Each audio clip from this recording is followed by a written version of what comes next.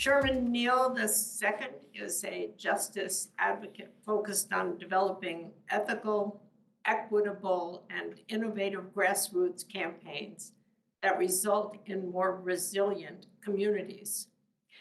He is an attorney and a decorated Marine Corps officer. He currently serves as Deputy Campaign Director for Military Outdoors at the Sierra Club. He also founded Rising Tide Sports, a sports consultancy focusing on college athletic empowerment. Sherman is an active community organizer, a documentary producer, and a strong advocate for justice and equity. As a devoted father and dedicated volunteer, he is committed to creating a better future for his children and for the community. He currently resides in suburban Atlanta, Georgia. And with that, I will say welcome, Sherman. Glad you're here. And I will open the floor for you. Thank you. Can everybody hear me? Yes. Yeah. So I got fired up with the question that came through, so I appreciate that, Lynn. I appreciate y'all spending your afternoon with me, with the community, with the film itself. There are a lot of things I can say. I did not expect to be, speaking to folks in Hanover, in Kentucky, and that's the most amazing part of this overall. And I know where these conversations can go. They're tough, but this is a moment of hope, a ray of hope to me. As you heard in there, I've been able to speak in, coast to coast, literally between Washington and here. And so one of the main things I want to set is from a environment and in the space is that this is active work. What you're doing today helps people. There's decisions every day that come up with this. I think it was March 4th, maybe 3 weeks ago. That's the 4th anniversary of Breonna Taylor being murdered. We still don't have legislation in Kentucky that is passed in places like Virginia when it comes to things like no-knock warrants. The conditions that created that movement still are present today, and we know how razor thin things are right now. From a reality of doing this work, the credits ran.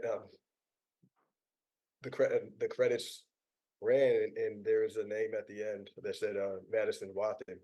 We noticed that there's a young woman who didn't really speak during the tape. She was sitting with another young woman there who was at the time her girlfriend.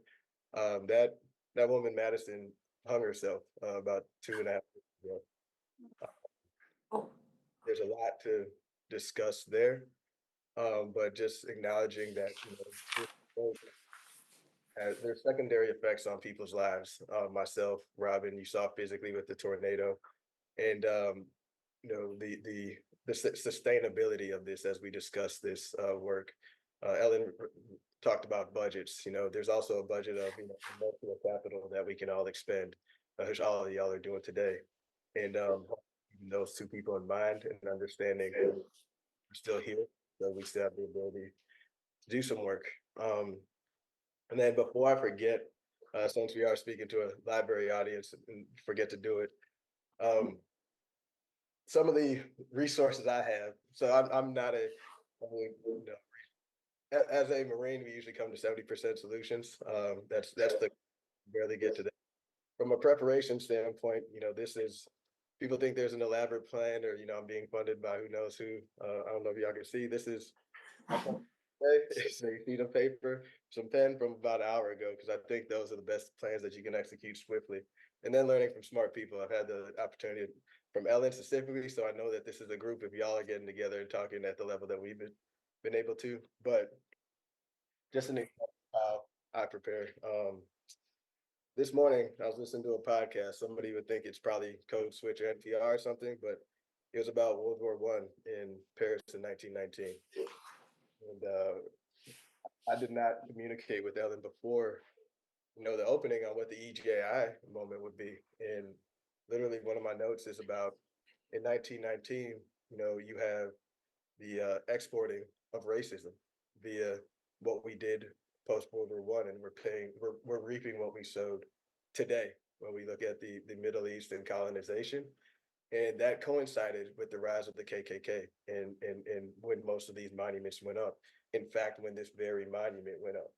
And so the conditions are set today if we don't address the root causes of our problems to not only maintain what we have here in terms of a system that's inequitable, but export that and make conditions worse throughout the world as leaders in the world. So it's the right time for the right discussion, and one that if we had 1919, we wouldn't be talking about this stuff today.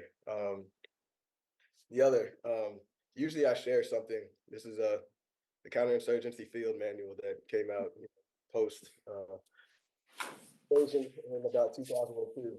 And so usually what I do with my Marines or did with Marines is typically I shared Osama bin Laden's letter to America with them prior to deployment to help them understand the mind state of the people that we were going to war against. Because I think far too often we caricaturize the enemy and don't understand why they are opposed and enter into a conflict, and then we become bogged down.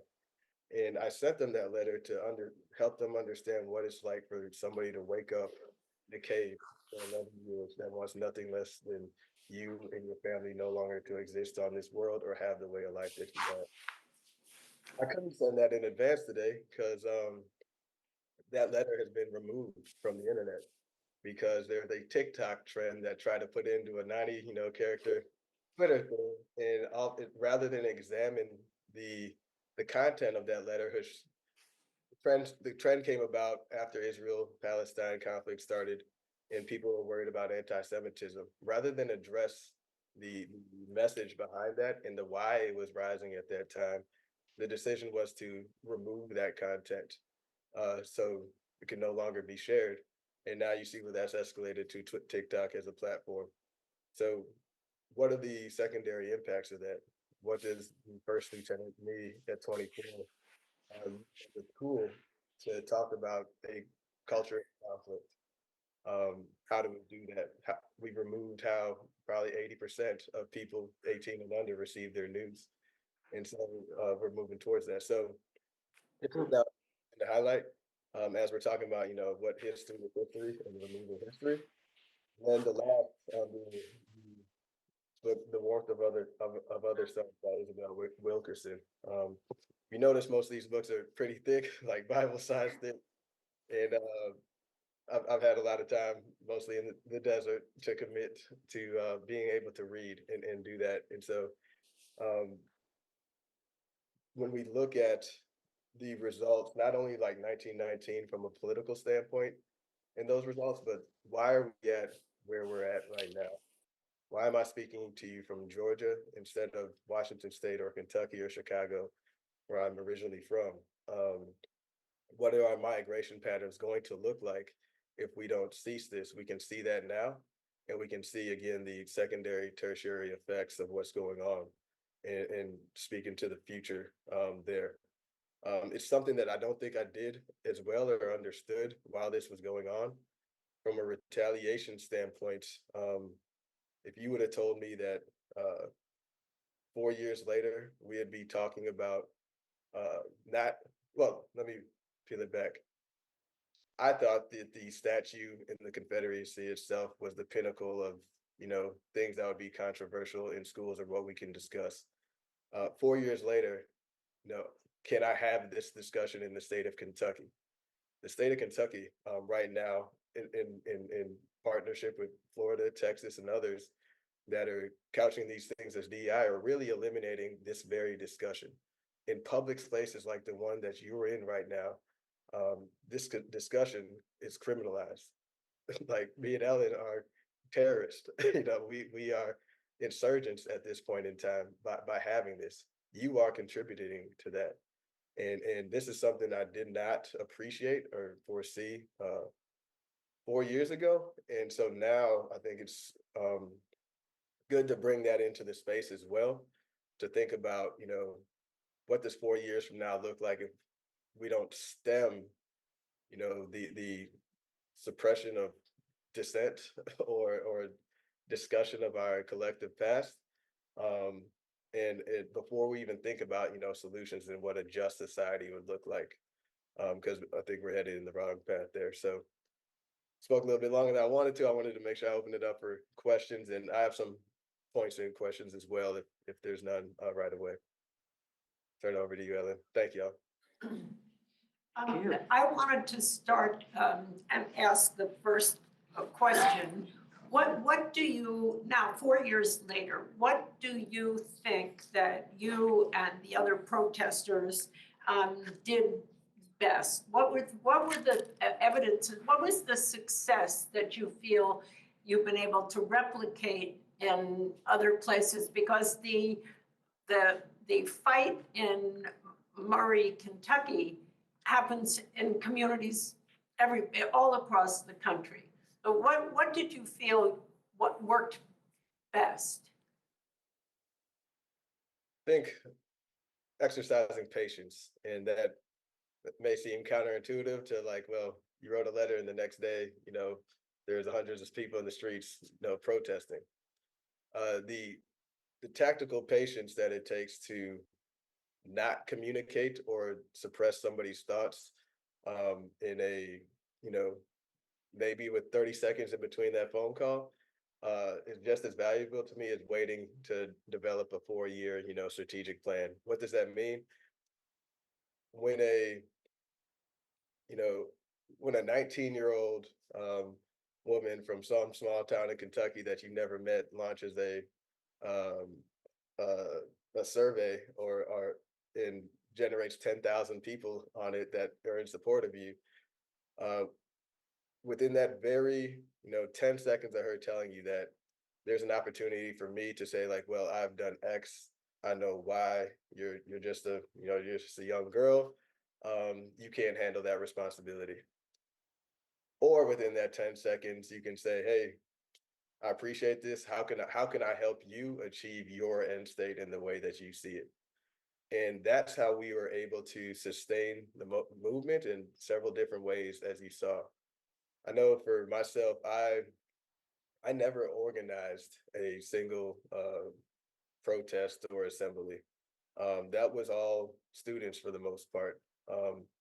And I'm sure we could all appreciate here, like when, you know, 18 to 24-year-olds, you know, get together and come up with a plan during COVID to confront armed men generally in the day or in the night.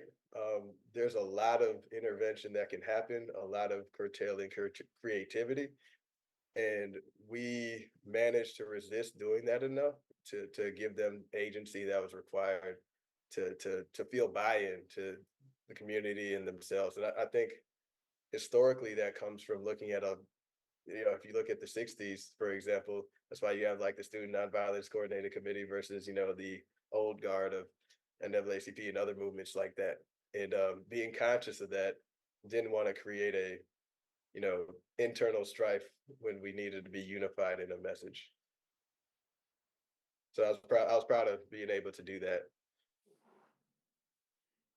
I do not have access to seeing who's on the screen on Zoom. I can see people in this room. So if somebody wants to ask a question or make a comment, if you're in the room, you can raise your hand and I can see you. But if not, and you want to say something, please just unmute yourself and ask your question.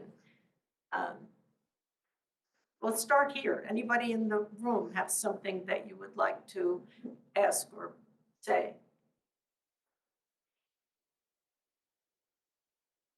I could start with the one, expanding on the one about enrollment of the college and how that's changed a bit. Question. Say the question. Okay, so does how Lynn, how has your college is enrollment of students changed, if at all? Are you recruiting more activists? Sorry. So the enrollment. So Murray, Kentucky, for those who aren't familiar with where it's at, it's the far west corner of Kentucky. Just probably 50 miles from the Mississippi River, 6 miles above the Tennessee border, 3 hours from any large city, being Nashville, St. Louis, or Louisville. And I bring that up because one of the questions I usually got was, what is it from friends and the other side, like, what is it like, living in a primarily white community and doing this type of work, and a lot of emphasis on the white part. And I thought it was interesting. I really thought about that because, I grew up in the suburbs of Chicago. It's a primarily white high school. There's a day where, Oprah Winfrey brought the Oprah Winfrey Show to protest about how we distributed, money, because all the white kids at school were getting it versus the black schools in the city. And I'm there with my backpack on, confused on where I fit in here. Then I went to law school at West Virginia. West Virginia is not known for race or ethnic diversity. And then being in the Marines itself, especially as an officer, it skews more white than the other services, specifically when you're talking about infantry and ground combat type operations. So I'm not unfamiliar with being in a space of people that didn't look like me, but what I recognized was where West Virginia or Dartmouth, where y'all at, where you're bringing, people from all over the country, or at least within that region. You have cities like, West Virginia, let's say Pittsburgh, DC, North and West Virginia are very, very different and diverse, just economically and how they operate. Ohio, um, in this pocket of Kentucky, most of the recruitment came from an 18 county radius, or just a few counties in Southern Illinois. So whereas in West Virginia, if you live in a dorm, there's a high likelihood that you're gonna see someone from Jersey, Pittsburgh, New York. Here, um, you're likely just gonna see someone from a county over. So it's not just a race thing; it's socioeconomic. It's community values, stories that haven't been challenged as much, and so even within whiteness itself, it wasn't diverse from those categories. And what's happening now is the small amount of diversity that somewhere like that has is being eliminated by these states policies and sentiment, um, given even if the university wanted to embrace inclusivity or diversity in all those ways, because frankly they don't, there they now cannot do that, and they're eliminating the positions to do that. And college in general, as we know, they're all in decline from an enrollment standpoint. And now it's acute in those communities that don't make a point to recruit any person from society outside of a very small radius there. Um, so not a great situation. I learned for the first time from this film that that Kentucky is the only state to choose to be a Confederate state after the Civil War. That was information I didn't know before. It said something. In that particular pocket of Western Kentucky, I'm trying not to nerd out too much on it, but like, so the town that got destroyed by the tornado is where they actually held a meeting to secede from the rest of the state and join the Confederacy. Um, they chose not to do that, which plays into the Emancipation Proclamation and technicalities, because as long as they were able to keep their slaves, just largely worked in the iron furnaces in that region as opposed to plantations. Um, they they were good enough to stay neutral as a state for a while. Um, and that's a part of the history there that is confused at times, because do we look at the narrative that came up with the statue and the number commonly being like, hey, 800 people or so from Callaway County fought for the Confederacy, 200 fought for the Union. And so we needed this because we had a preponderance of people on the Confederate side, etc. on its face, that could potentially make sense, still doesn't need to be recognized on a, you know, tax taxpayers don't need to be paying for that on public land, in my opinion. But is that the entire story? So when we talk about education and suppression, um, that final scene by the cannon was at Fort Donelson National Battlefield. And what I was looking for then was not where the cannons were that were trying to stop Grant's flotilla coming down the river. What was erased from those 800 and 200 numbers were was the community of formerly enslaved people that A, built that fort, and then B, built a town around it, but it no longer exists there because they volunteered for the Union Army and then proceeded on, to go through Vicksburg en route to Savannah. Um, and because of at the time it wasn't even the KKK yet, it was the Night Riders eliminating that history. And then if we look at migration patterns in sundown towns, those people never returned to the region. And so you had a period for roughly, even through Reconstruction to 1919, let's say, where those stories never got added to the post-war narrative. And so the numbers aren't even accurate, even if we're going to evaluate things just by numbers of people on each side. Fort Donelson's actually the first place where Black soldiers enlisted under the, urging of Frederick Douglass. And Murray itself had their segregated school was named Douglass High School. When desegregation happened, they destroyed the high school. It took until last year to put up a marker identifying where that school was located, or in the vicinity of it. Why in the vicinity of? Because the city gave a permit, or whatever you want to call it, zoning, to build a food processing plant on that location. So then we can see micro issues with how we preserve space for enemies of the United States, where we destroy, space for United States soldiers and their generations that have followed them to find somewhere to celebrate until literally last year. So that's some of the goodness that's come with this work, very small amount, but just micro things like that, in awareness, like, because that falls in the line of the EJI and what they've done with, the lynching project. Um, Recognizing those spaces doesn't harm people or the communities it informs. And so that's thoughts on that there. Okay, good. Let's go Jean first and then Ned. Go ahead. This was a really wonderful film, and I'm curious, did you personally have negative backlash for your participation in it? And I think you said you're in Atlanta now? I am, and that's part of the backlash. So I had a feeling, right. one, before I forget, so during the film, you probably saw, these signs, right? And that's the good news story. And from a production standpoint, as you notice, we didn't go overly negative, really refrained from some of the more vitriolic things. Y'all can imagine all the things that have been said. The other signs that you saw someone holding was this one. Now, you might ask, like, well, why do you have this sign?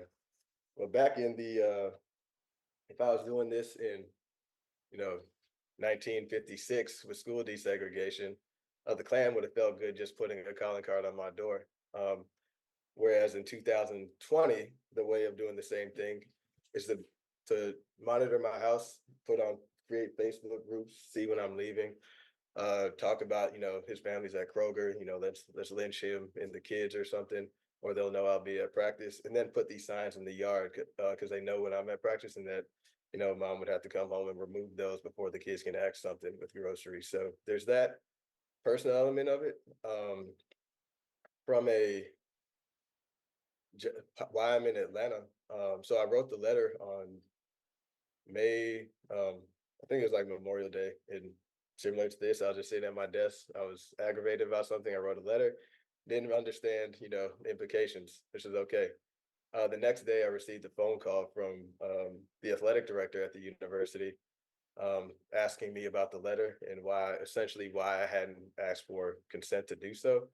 Um, as a private citizen, we can get into that. I think New Hampshire knows enough about live free or die. I was like, hey, from a government, intervention standpoint, I'll have to do that. And I was informed that, upon the conclusion of the season, I would not be returning to my job there, in so many words. And so what saved me was actually COVID, because the season got canceled. And so obviously he didn't tell me this from a PR standpoint. Like, that created a 1.5 year long problem for him by me being a member of the university, as opposed to what he thought would probably be a 6 month problem. So there's that. So upon the season ending, it's informed I would not be returning formally or non-renewal, and moved to Washington State, which is why you saw me there. And took a job at Washington State University, and then took another one here in Atlanta now. As far as the other personal, it one of the I mean, so I think you saw I'm speaking at the same wall where I'm at right now when I was in the film. Couple of the things, like, random bayonet or K-bar aside and degrees, these pictures of little kids' teams were not here before. I wasn't allowed to do that. I think I'm only recognizing now, with a couple minutes to breathe, like, most of those protests are on Saturdays or in evenings. Like, how do you explain to your son, who was old enough to know that I was deliberately choosing not to coach because I was doing something for a community in trouble, versus now he's like, why are all the teams you're with Skylar, my daughter? And trying to explain that to him, the absence of time, co- compounded with the fact of the deployments and what the military came with beforehand. So that is kind of just some implicit and explicit things that happen. Did that answer your question? Okay, Sven, Sherman, how did your Marine Corps training and experiences influence your current career path and the mission you're on? Appreciate it. So the reason that I'd always looked at history, been irritated by the statue, and people asked, like, well, why now? Was the tipping point? Shortly before I wrote my letter, the General Berger at the time, who was the commandant of the Marine Corps, made an executive decision essentially to remove Confederate memorabilia from Marine Corps installations. And for those who know the Marines are certainly not the most progressive of institutions, even within the military. So I was like, well, if they can do this, then there's got to be a snowball's chance in hell that, like, this thing might actually get moved. And so, and then General Neller, who was previous commandant, wrote a letter about, you know, his, why he made a mistake by waiting, which is what I looked at. And so I tried to model what I did after General Neller's letter. And so that was the catalyst to act at that point in time, on this particular, using the statue as a proxy for other things. From a tactical standpoint, I talked a little bit earlier about not interfering with the students' plans. But there was times with the chief of police, like you saw with Chief Lyles.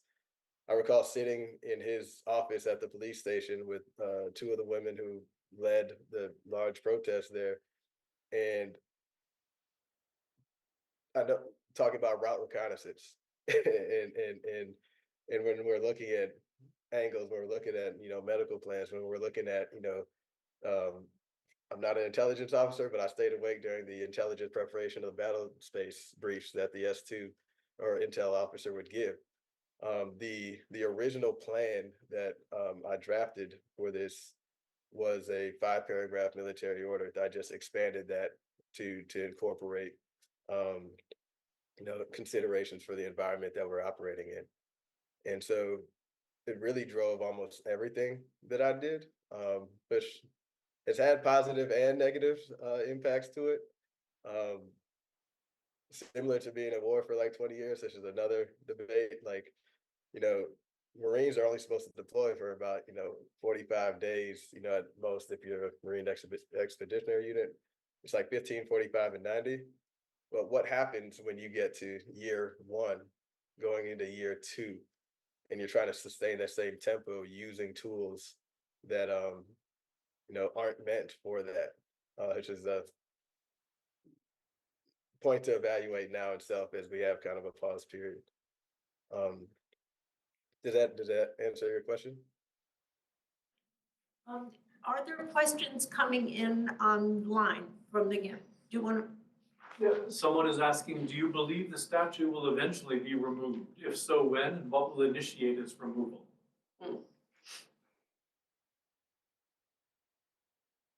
I do believe that it will be removed. I believe it'll be one of the last ones that you see in the country. Why? Because of the concentration of, the community belief that I spoke about a bit earlier when I was talking about the school and where they recruit from. What I recognized maybe like 7 or 8 months in was like, hey, I'm here in places like Birmingham, Montgomery. I mentioned McDonough, Georgia. Lexington, which I mentioned. Louisville's doing it. Even some other places in Kentucky, Owensboro, Kentucky. And as I started looking at the patterns of why in those demographics, I also started looking at who wasn't succeeding in places like us, Florence, Alabama, Collierville, Tennessee, and others that were primarily, not just primarily white suburbs or rural areas, but that didn't have a history of taking action even from the 60s and stuff. So like in Murray, there was no reference to like, all right, in 1968, there was this protester movement that blew past because they were so effective at the sundown town laws and homogenized thought. And so that's why, whereas in Montgomery, it's almost just like, you're just flipping the chapter into like, all right, this is the fire this time, this is what we did before. Demographically, there's enough thoughts there. And so what does it take to impact those communities? It will take outside intervention, which is possible but necessary. So in Kentucky, for example, to remove it, you just have to get the approval of the Kentucky Military Heritage Commission, and then it gets to local control. Whereas in a state like Georgia, you have by statute protection for things like Stone Mountain, which requires whole state consent change to an effect. What we didn't do in Murray was individually attack the people that were supporting keeping the status quo, and because of funding, frankly, and just time, we didn't have the at the time, there was not the economic argument for why this is suppressing everybody in the community, and your growth doesn't look like Owensboro, Kentucky right now, who successfully removed this.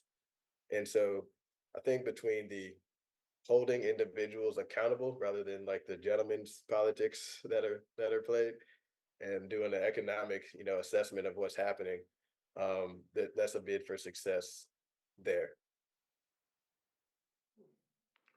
There's some universal, sorry, go ahead. No, I was gonna ask if that answered the question a bit. There are some universal, there are specific dynamics of Murray and what happened, but there are some dynamics that look familiar. One of the dynamics I noticed was trying to create you as an outsider, the concept of, you've only been here for 5 minutes, who are you to say what we should do here? Just creating, like, you don't even have a role, you don't have a right to say your piece because you're an outsider. And the other part of the dynamics that I'm very familiar with is the creator of the sign. Oh, maybe we should have said please, maybe if we just have our language, maybe if the language is a little nicer, that would have made a difference. I have to say, I think that's more typically a female mindset, that if we just say something a certain way, that it might be more successful. But there are a lot of other dynamics too, but those two I noticed specifically. Yeah, now, and I say this metaphorically, but that sign discussion, I was violently angry.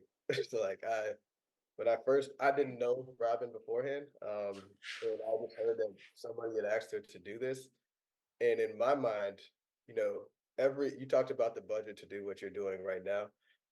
I assure you that our budget was less, and it's still non-existent. But so in my mind, every dollar that went towards, a sign company that in that community that hadn't previously done something could have went towards, actual reform. And so this work was probably 30% of what I was doing, where 70% of it was working with Amnesty International on trying to pass legislation for police body cameras, mandatory no-knock warrants, and drug testing.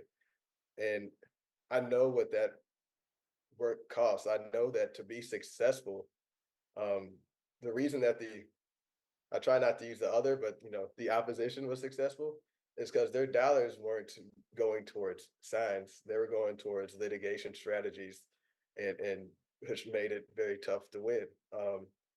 And again, though, you don't want to curb enthusiasm. And for me, what I recognize, I came to that with an extreme Chicago bias. And I say that because, for me to walk around in Chicago and put up a sign wherever in my house, like I put up my sign, I go home, nobody's gonna know who I am. That's cool. Whereas in Murray, for somebody to take a sign like that and put it up in their yard, that can legitimately mean breaking with 3 generations of their family. That could mean like it is like the dinner table discussion that I didn't have to have.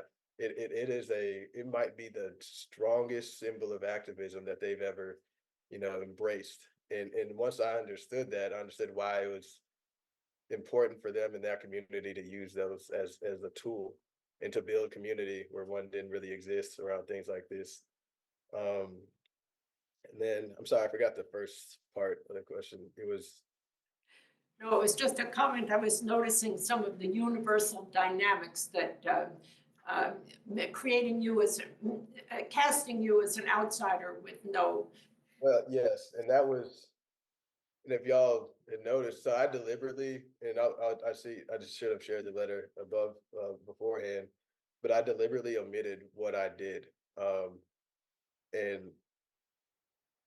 one for what I thought would protect me from a job standpoint, and two, I wasn't really sure at the time, like who was I? Because I left the Marines in 2019. I'm still an attorney, but I wasn't practicing. I was coaching football. I wasn't necessarily a coach yet, and so from a media standpoint, you know, I started keeping tick marks so that references the football coach as opposed to Marine or attorney.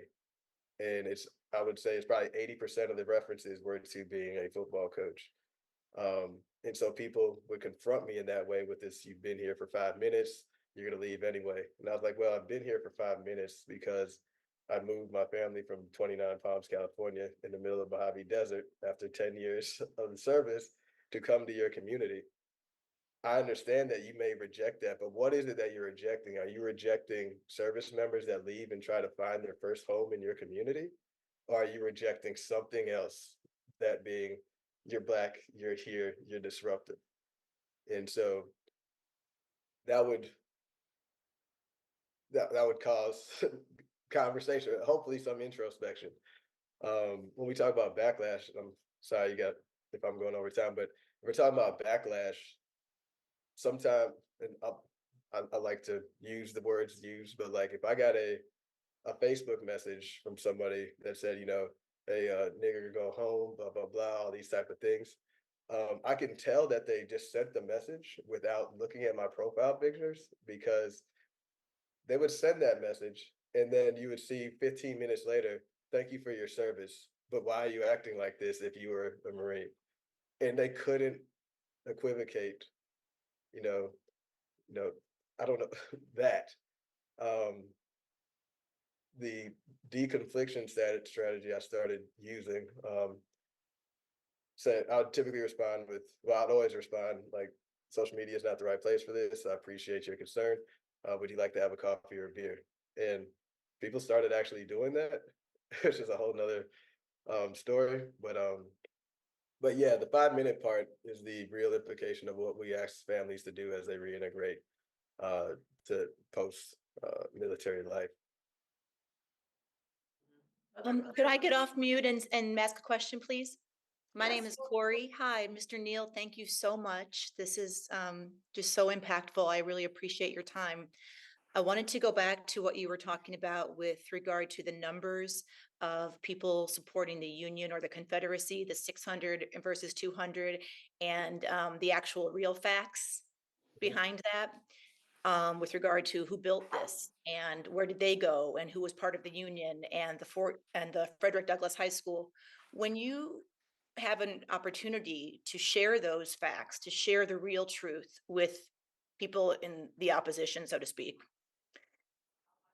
do you find it persuasive? Do you find them open to that? Do you find any minds changing when you're actually able to get to the real facts? Or because this is pervasive now, is trying to teach people and not really being heard, because there's so much disinformation and so much was erased. So have you found that to be useful? No, I find that these more talk, but as far as persuasive, no. The What I see as the reason for that is, the removing the statue isn't just removing a fact about the Civil War for them.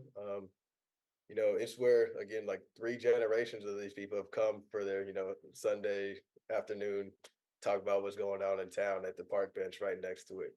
It's their communal space that's being altered by an outsider. So it's the communal space part and not them not wanting that disrupted. And then for me, and this may be, more of a function of being in the Black community and history, or being Black, is, this tie to my great great great grandfather did X. There's nothing that that person could have done that will break that from them. Because usually, even if they say, like, even if you accept the majority, of these people fought for Confederacy, so it should be there for that. It's like, okay, well, yes, there was a majority. I hear your secondary story about, hey, out here in Kentucky, we weren't down in the Delta, on 100 slave, you know, plantation type things, and we were just fighting for our land and blah blah blah. It's like, all right, I got that, but what about, the actual documents of succession? Like, because I just had this talk on Wednesday, is at some point in time, your great great great grandfather put up his right hand and said he's going to support and defend not just his constitution, but they explicitly wrote preservation of slavery in almost all of the state secession documents. And so, just like I, there's going to come a day of reckoning where I'm held accountable for, conflict in Iraq and Syria and my role within that, and that'll be for history to decide. And sometimes to the victors go the spoil stuff, but I understand that. I expect my children and their children's children to make educated decisions on whether they want to serve or do something based off that. They refuse to acknowledge or accept the explicit preservation of slavery as the cornerstone of what their family was fighting to do, as written in the documents, to try to remove emotion from it. So until we can get to that bridge, I don't think it's going to be persuasive, and I don't know how to cross that one yet. Did I answer, Corey? Yes, sadly, yes, you did answer my question. I appreciate that. Thank you so much. Wow. And yeah, so thank you. This has been really wonderful. Really appreciate it. So this is actually sort of a follow-up on the prior question, and somebody I saw put in the chat, when people have fixed false beliefs, and that's sort of the root of a lot of the divisiveness in our country, I think. Facts and science don't, and proof, in fact, don't seem to matter at all. It doesn't change people's hearts and minds. Earlier, you said that you started asking people to go out for coffee or a beer. And what I've heard is that relationship is what changes people's hearts and minds about things that are really divisive. I wondered what your experience was having coffee or a beer with people who were disagreeing virulently with you. Yes, it's a great question, and it's awesome. It's exhausting, but I guess two examples when there's a black militia coalition that marched in Stone Mountain. They were armed. This is during 2020, I want to say. They did that in Stone Mountain, Georgia, and then they actually held one in Louisville, Kentucky. And when they did that in Louisville, Kentucky, which is 3 hours away, I started getting messages about like, hey, are y'all gonna tear up our storefronts? Are y'all gonna shoot anybody? I'm fear for my life. Because one, I found it flattering. I was like, as a Marine, I'm like, you think I have control of 300 armed men 3 hours away, can execute a tactical movement, to Kentucky with no money? Like, I'm impressed that you think I'm that good. But what I recognize is, like, I said that in jest, but one of these women, one of the first ones I had a coffee with, that was a genuinely held fear. And so we went to a local coffee shop. She went under the condition that her pastor can come, and we sat there, and like you can see the fear in her eyes that I did epitomize she was looking into the eyes of the enemy, and visibly shaken, and couldn't reconcile the fact that I can exist on a whatever weekday morning in the community and not be doing these things. And she had never had that discussion before with anybody that looked like me, whether it's age or demographic wise. And that gets back to what I was talking about with the Bin Laden letter to America thing. It's like they've internalized, I shouldn't say they, but that individual had internalized what she is hearing to a level where, it was changing her life, like how she functioned. There'd be another one where there's this guy, it's not in this video, but usually there's this college student at Murray State, uh, bigger guy. He always brought a shotgun. He was on the, Confederate side of things, and he was there every Saturday. And the first time I saw him, I gave him a book, because I used to carry around books sometimes. I gave him Thomas Paine's Common Sense, which is one of my favorite books, and I think helps neutralize, the argument more than handing over the autobiography of Malcolm X would do. But he called me one day because he was concerned that his son was in danger because there's a neo-Nazi group that was going to appear at one of these protests, and it said that they're going to be violent. And he had ties to various white supremacist groups and educated me quite a bit on it. And I let him.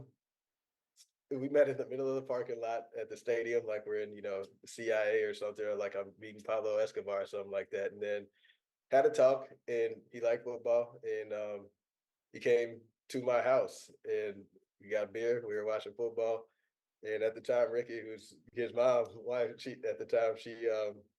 she came home, and I forgot to inform. She's she's thinking like I'm at gunpoint or something. It's just me and this dude watching ball, and so when digging into his layers, I'm like, why are you radicalized like this to where you need this group of people? He had recently lost his wife to cancer. His daughter was a lesbian. His son struggling in school, and they actually lived together. He moved from Clarksville, Tennessee, to live with him, and it's the only community that they had. And without my own direction, got a call a couple of weeks later because 2 weeks or so after that, one of the football players that went and sat down with with his son, one of the same ones that's in the video, and talked to him about that.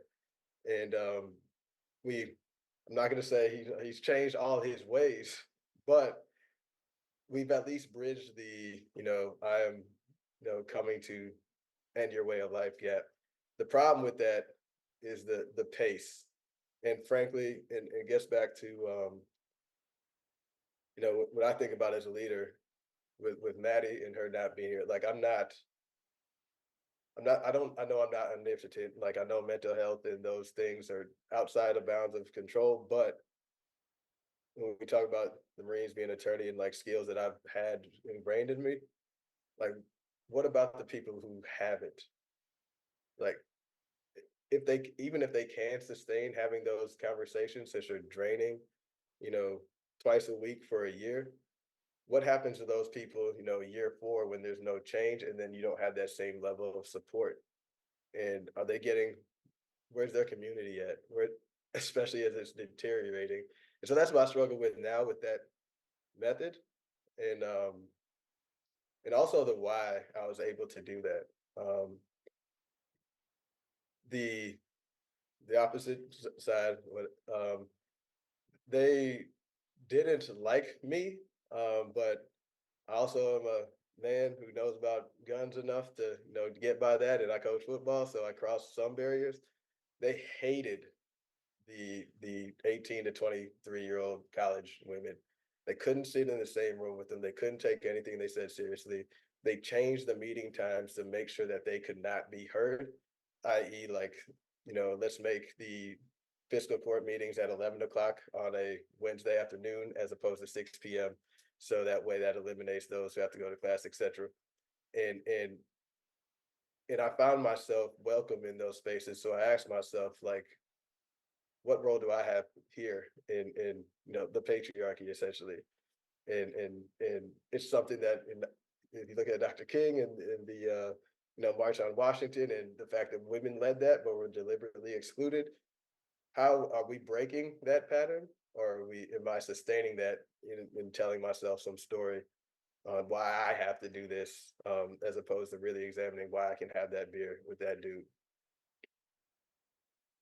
It's Thank gonna you. take all of us.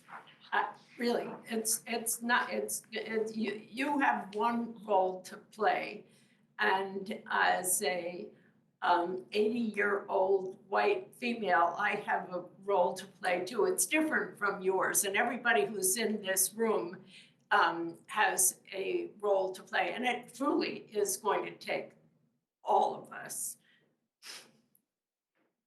Yeah, and the trying to figure out what that is now in a responsible manner, knowing what we're headed into in November, it's I don't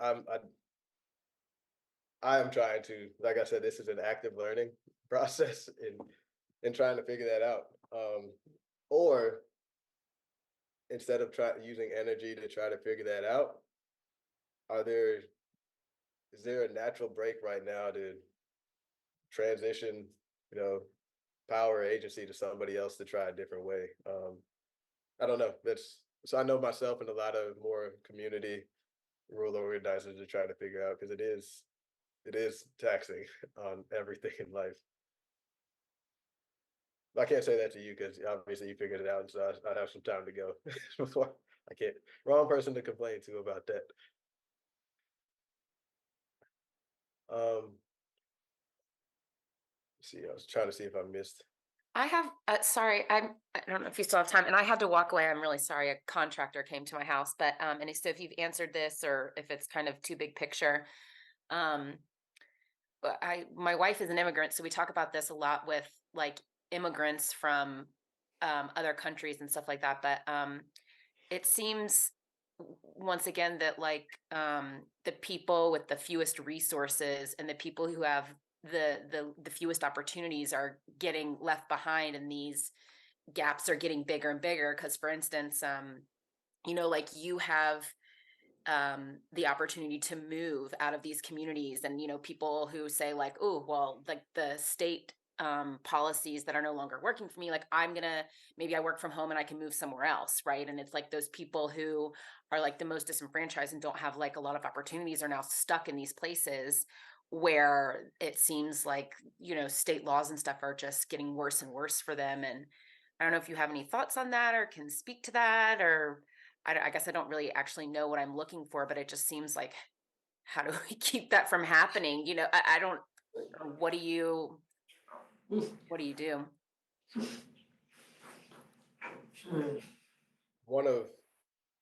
So my mom immigrated to the United States from Liberia for college during probably Second Civil War in like the mid 1980s. So I'm a first generation American on that side. Dad's from South Carolina. Um, there was a day in the summer where there is a realtor who was associated with the United Daughters of the Confederacy. It printed out about a 6-page pamphlet manifesto, and she was handing it out to people on the square. And she came up to me and she handed one to me, and I hadn't seen this. I'm laughing, but because it's crazy. But there's a picture on it of me in uniform, or not in uniform. There's a picture of me during my second deployment in Iraq. On top of it, in the big bold letters, were something along the lines of being a sleeper cell Liberian terrorist that was affiliated with Antifa. And then the 6 pages went on to describe the exact tribe that my family region part was from there. How by me committing to this effort rather than looking at war over there, I didn't care about Africa or Black people, and then abandoned about my whatevers and things like that. And so I'd seen both sides of like that. I, I'm sorry, that threw me off because on Wednesday, so that with being a Marine itself, since that came up, recognizing that was a strength, the fairly detailed attack on that was impressive, but I saw it from a tactical standpoint of why they did it. And that was 4 years ago. 3 days ago, I was at a commission meeting for the Stone Mountain Action Coalition, or the group that was preserving it was having a meeting, and I met this man. And when he found out that I had prior service, it was thank you for your service, but it was followed by, well, how much was the enlistment bonus when you went in? They paid for your college, right? You went to college, right? Or how do you feel about all the liberals going into XYZ? And just the assumptions that have to go into that, and what more do we have to do? My dad, went to the Naval Academy out of South Carolina. At the time, if you're not familiar with the service academies, you have to get the endorsement of a congressman or senator. That doesn't go well for you when Strom Thurmond is the senator in South Carolina. So you can imagine to get to be able to serve at that point. My brother, while all of this is going on, is a now major in the Air Force in Japan, and working the same things concurrently in service, and staying committed to doing that and still and I in 20-year-old mind, there's still some of that left on own volition, after having already been accepted to law school, decided to go into service and not only go in, but change my contract from a judge advocate contract to a ground combat contract in order to make sure I can deploy to do whatever, I thought I was going to do at 22. That is difficult to deal with. And that's on top of the layer of obviously my mom leaving, the Civil War that was really perpetrated by a lot of the same things that we see in Haiti today, with the effects of colonialism and such. So It's a long explanation that I don't know. It is tough. How to bridge those communities. I don't know. In the town in Mayfield, that was destroyed by the hurricane by the tornado. There's a It's a tobacco growing region. There's a large population of migrant workers that are there. When Krista was talking about like the underbelly of who owns the money and how we build back those communities, she was specifically talking about those communities or the Black community there. And what do we do in that scenario? How do we rebuild? Who's responsible for that? Who cares? You know, how much outreach should you do if you're somebody like myself? Um, and it's hard and it's a lot because there's not a central point for even those who want to help to rally around. In the same way that, you know, if I put on my red hat and go stand by the statue, socioeconomic, uh, wherever country you came from, all of that is eliminated under this umbrella of hate.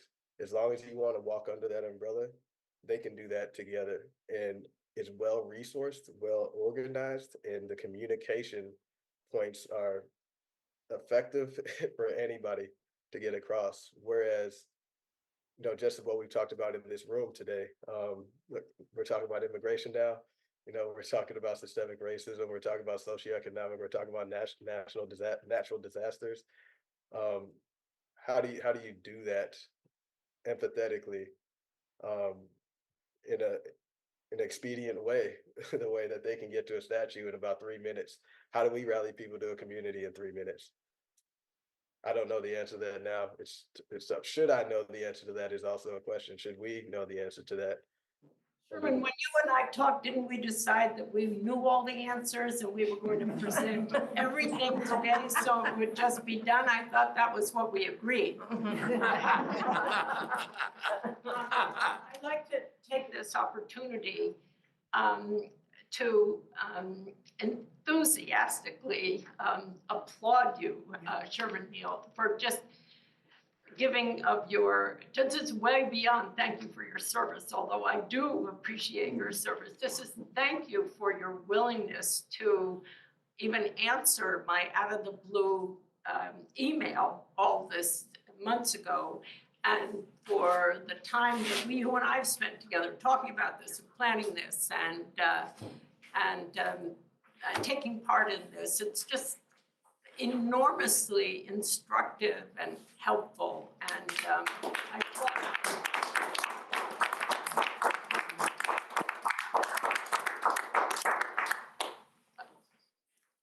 Oh, so I appreciate it. And if wrapping up, I think there's just two things I would leave with. One is to celebrate victory.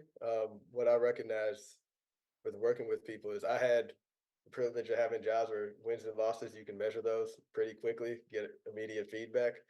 Where you know, even in this room, think about the last time like you tangibly had a concrete victory that you contributed to and won. Like that means something.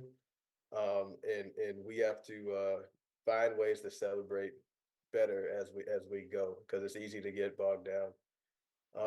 And then the other part is I've been shocked that I'm not Superman or anything. Like I assure you that Dartmouth would have laughed, had they even seen a hint of a application from me. When I graduated high school, I was a 1.9 student kid because I would do my homework and not turn it in because I was hard headed. I went to college, and then I just had a series of opportunities and mentors.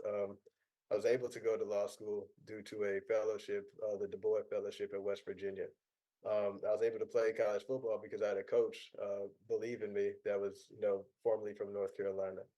Um, I've had outstanding leaders, commanders along the way, and I've had teammates now in this that have different points.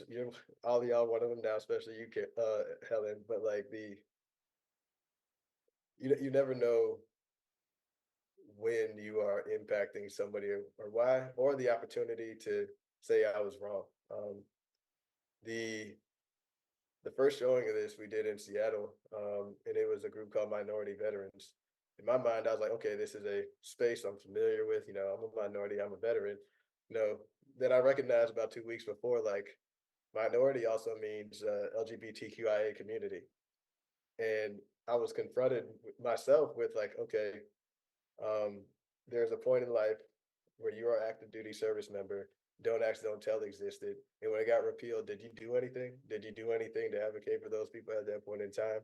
Did you learn anything about it? Or have you existed for the past decade just saying like, you know, hopefully they figured it out. I'm a decent person. It'll be all right.